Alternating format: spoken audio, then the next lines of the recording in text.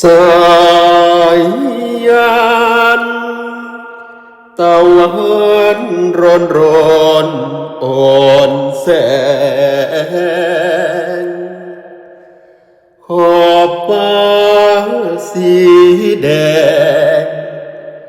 คำลงยังมีแสงจั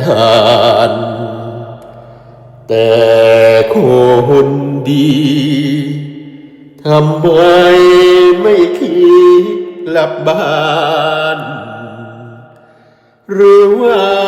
เขามันแจ่มจันทร์ไปกินเสียแล้วแฟนจ้าแฟนจ้าแฟนพี่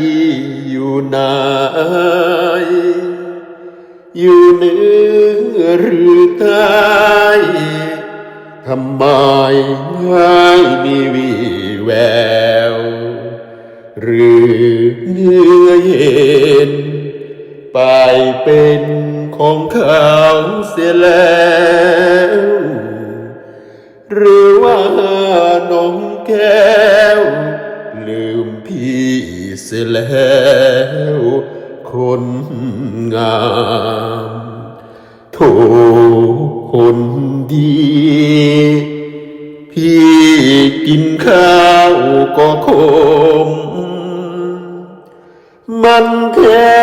เหลือคมกินขนมขมคอทุกคำเช้าสายบ่ายเย็นคิดเห็นแต่หน้าคนงามใจเอ้ยใจมันช้ำสุดละกำมุนมองอุราแฟนจ้า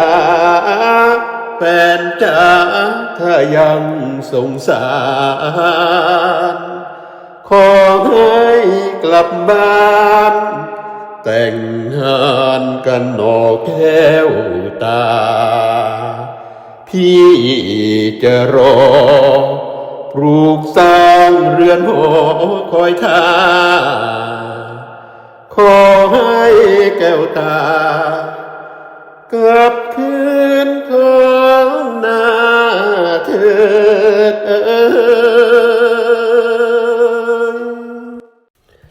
สายยันตะวันร้อนอ่อนแสง